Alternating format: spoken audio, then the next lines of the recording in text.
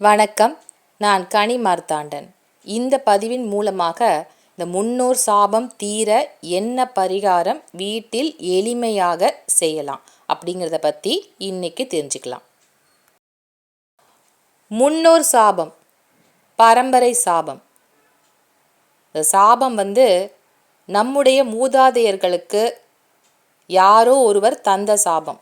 அவர்கள் நமக்கு தந்தது கிடையாது. அதாவது நம்முடைய முன்னோர்கள் நமக்கு சாபம் கொடுத்துருக்காங்கன்னு எடுத்துக்கக்கூடாது பொருள். முன்னோர் சாபம் அப்படின்னு சொன்னால் நம்முடைய மூதாதையர்களுக்கு யாரோ ஒரு சாபத்தை தந்திருக்கின்றார்கள். அவர்கள் ஏதோ ஒரு பழி செயல் செய்திருப்பாங்க. அதுக்கு ஒரு சாபம் அவங்களுக்கு அவர்கள் வாழ்கின்ற காலத்தில் ஒரு சாபம் அவர்களுக்கு கிடைத்திருக்கும். இந்த சாபம் வழி வழியாக பிறக்கின்ற பிள்ளைகளுக்கு கிடைத்துக்கிட்டே வரும். அதுபடி நமக்கும் அந்த சாபத்தினுடைய பங்கு இருக்கும். இது 5 தலைமுறையை தாண்டி தாக்கக்கூடியது தான் இந்த முன்னோர் வழி சாபம். முன்னோர் சாபத்தை தெரிந்து கொள்வதற்கு ஜாதகத்தில் எந்த கிரகத்தை பார்க்கணும் அப்படின்னு பார்த்தீங்கன்னா செவ்வாயை தான் பார்க்கணும். செவ்வாய் என்பது என்ன? இரத்தக்காரகன். இந்த இரத்த வழி உறவின் மூலமாக நமக்கு ஒரு சாபம் கிடைக்கிறது. அதுதான் முன்னோர் சாபம், பரம்பரை சாபம். அப்படின்னா இந்த செவ்வாய் கிரகம் எந்த கிரகத்துடன் சேர்ந்திருக்கிறது? பாதகாதிபதியாக செவ்வாய் செயல்படுகிறாரா, நீசம் பெற்று நிற்கின்றாரா, அல்லது வக்ர நிலையில் இருக்கின்றாரா? இப்படி செவ்வாயினுடைய நிலை அறிந்து நமக்கு முன்னோர் வழி சாபம் இருக்கிறதா அப்படின்னு தெரிஞ்சுக்க முடியும். நம்முடைய பாட்டன் முப்பாட்டன் இவர்களுக்கு கிடைத்த ஒரு பழி சொல்லானது இரத்த வழியாக செவ்வாயின் மூலமாகத்தான் கிடைக்கும். செவ்வாயுடன் என்ன கிரகங்கள் சேர்ந்தால் இந்த சாபம் இருக்குது அப்படிங்கிறத நீங்கள் தெரிஞ்சுக்கலாம். செவ்வாயுடன் கேது சேர்ந்து ஒருவருக்கு இருந்தால் அவருக்கு பரம்பரை சாபம் இருக்கிறது அப்படின்னு தெரிஞ்சுக்க முடியும். செவ்வாய் எந்த வீட்டில் நின்னாலும் சரி, அவர் நின்ற வீட்டிலிருந்து திரிகோணத்தில், அதாவது 1, 5, 9, 1 என்பது செவ்வாயுடனே கேது சேர்ந்து நின்றாலும் பரம்பரை தோஷம். செவ்வாய் நின்ற இடத்திலிருந்து 5ஆம் இடம், 9ஆம் இடம் ஆகிய ஸ்தானங்களில் கேது பகவான் இருந்தால் அந்த ஜாதகருக்கு செவ்வாயுடன் கேது சேர்ந்து ஜாதகத்தில் இணைந்திருக்கிறது அப்படிங்கிறது தான் அர்த்தம். இந்த 3 ஸ்தானங்களில் கேது நின்றால் அந்த ஜாதகருக்கு பரம்பரை தோஷம் என்பது உண்டு. இந்த பரம்பரை சாபம் என்பது எதை வைத்து கிடைத்திருக்கும் அப்படின்னு பார்த்தீங்கன்னா, அடுத்தவர்களுடைய நிலத்தை நீங்கள் உங்களுடைய முப்பாட்டன் யாராவது அதை தனக்காக எடுத்துக்கொண்டார்கள், ஏமாற்றி அந்த சொத்தை அபகரித்து விட்டார்கள் அப்படின்னு சொன்னால் இந்த பரம்பரை சாபம் அவர்களுக்கு நிலத்தினால் கிடைத்திருக்கும். இல்லை கோயில் சொத்தை தனக்காக எடுத்துக்கிறது, கோயிலோட நிலத்தை சாமிக்குன்னு எழுதி வச்சுருப்பாங்க யாராவது, அதை நம்மளுடைய உபயோகத்துக்காக நம்ம விவசாயம் பண்ணலாம், இல்லை நம்ம யார் பார்க்க போகிறா, அரசாங்கம்லாம் இது என்னைக்கு பார்க்க போகுது அப்படிங்கிற மாதிரி கோவில் நிலத்தை அபகரித்திருந்தால், கோவில் சொத்தை தனக்காக சுய நலத்திற்காக எடுத்துக்கொண்டால் அவர்களுக்கும் இந்த பூமி சாபம், அதுதான் இந்த பரம்பரை சாபம் என்பது ஏற்படும். இந்த முன்னோர் சாபமானது 5 தலைமுறைகளையும் தாண்டி தாக்கக்கூடிய வீரியம் கொண்டது. ஒரு பிறக்கிற குழந்தை, வீட்டில் ஒரு குழந்தை பிறந்திருக்கு அப்படின்னு சொன்னால் இது தாத்தா மாதிரி கண் இருக்குது, பேசுகிறத பாரு அவங்க தாத்தா மாதிரியே பேசுகிறான் அப்படிலாம் சொல்லுவாங்க. பல தலைமுறைகளையும் தாண்டி சில நடவடிக்கைகள் முன்னோர் மாதிரி இருக்காங்க அப்படின்றது எப்படி நிலச்சிருக்கோ, இந்த குடும்பத்தில் இருக்கவங்க இந்த மாதிரிலாம் சில விஷயங்களை பொருந்தி போவார்கள் அப்படின்னு சொல்லுவாங்க இல்லையா?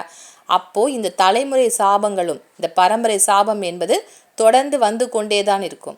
இதற்கு என்ன விதி விலக்காக எப்படி இந்த குடும்பத்தை காப்பாற்றலாம் அப்படின்னு பார்த்தீங்கன்னா, குல தெய்வத்தினுடைய அருள் அவர்களுக்கு கிடைக்க வேண்டும். குல தெய்வம் தான் அந்த குலத்தை காப்பாற்றும். ஒரு குடும்பத்தை காப்பாற்றணும் அப்படின்னு சொன்னால் குல தெய்வத்தினுடைய அருளாசி அவர்களுக்கு கிடைக்க வேண்டும். இந்த செவ்வாயுடன் கேது சேர்ந்து நிற்கின்றவர்களுக்கு முக்கியமாக இந்த குலதெய்வத்தின் அருள் இருக்காது. குலதெய்வம் மறைஞ்சு போயிருக்கும். நிறைய பேர் ஜாதகத்தை பார்க்கும்போது இந்த மாதிரி ஒரு அமைப்பு, இந்த பரம்பரை சாபம் உள்ளவர்களுக்கு குலதெய்வத்தின் அருளாசி என்பது முழுவதுமே இல்லாமல் இருக்கும். அப்படி இல்லைன்னா குலதெய்வம் உயிரோட்டமாக அந்த ஜாதகத்தில் இருக்காது. அப்படின்னா குலதெய்வத்தினுடைய அருளாசியை பெற்றுதான் இந்த பரம்பரை சாபத்தை உங்கள் பரம்பரையோடு நிறுத்தி கொண்டு உங்களுக்கு பிறகு வரக்கூடிய வருங்கால சன்னதியருக்கு அந்த பிரச்சனையிலிருந்து, அந்த பழி சொல்லிலிருந்து ஒரு விடிவு காலத்தை நீங்கள் நினைத்தால் தரலாம். இந்த சாபம் போக்குறதுக்கு மிக எளிமையாக நீங்களே வீட்டில் பூஜை அறையில் ஒரு பரிகாரத்தை செய்ய வேண்டும்.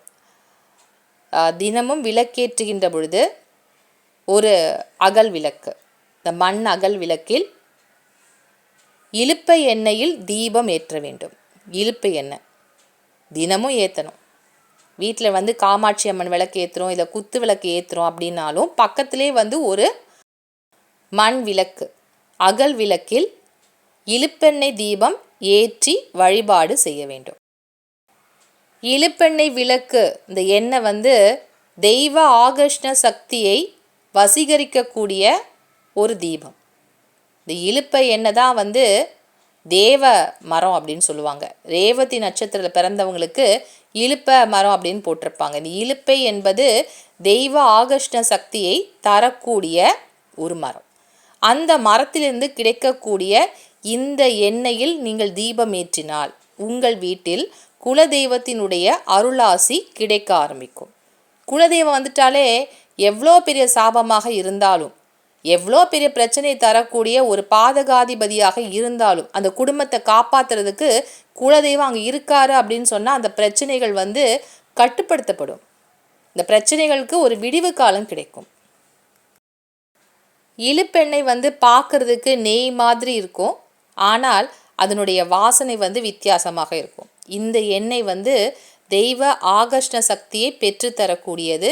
இதை மனசில் நினச்சிக்கோங்க. உங்களுடைய குலதெய்வத்தின் அருளாசி உங்களுக்கு துளி கூட ஜாதகத்தில் இல்லை அப்படின்னு சொன்னாலும் இந்த விளக்கு ஏற்றி நீங்கள் வழிபாடு செய்கின்ற பொழுது குலதெய்வத்தினுடைய அருளாசி உங்களுக்கு கிடைக்க ஆரம்பிக்கும். உங்களுடைய பிரச்சனைகளும் குறைய ஆரம்பிக்கும். உங்களுக்கு பிறகு வருகின்ற வருங்கால சன்னதியர் அவங்களுடைய ஜாதகத்திலும் இந்த செவ்வாயோட கேது சேர்ந்து நிற்கிறது, இல்லை ராகு, செவ்வாய் நீசம், செவ்வாய் அஸ்தங்கம் போன்ற செவ்வாயினால் இந்த கிரகம் கெட்டு போன மாதிரி ஒரு நிலை ஜாதகத்தில் இருக்கிறதே ஏதோ ஒரு அந்த வீரியமான ஒரு சாபமாக, இல்லை கொஞ்சம் குறைச்சலாக இருக்கா, ஏதோ ஒரு பழி சொல்லி இருக்குது அப்படிங்கிறத காட்டுறது தான் இந்த செவ்வாய். அந்த மாதிரி விஷயம்லாம் வருங்கால சன்னதியருக்கு வராது. அவர்களுடைய வாழ்வாவது கொஞ்சம் நல்ல வசதியான வாழ்க்கையாக, பிரச்சனைகள் இல்லாமல் தெளிவான சந்தோஷமான ஒரு வாழ்க்கையாக அவர்களுக்கு அமையும். இந்த எளிய பரிகாரத்தை நீங்கள் தினமும் கடைபிடித்தால் நிச்சயமாக இந்த சாபத்திலிருந்து உங்களால் வெளிவர முடியும். மீண்டும் ஒரு நல்ல பதிவில் உங்களை சந்திக்கின்றேன். நன்றி, வணக்கம்.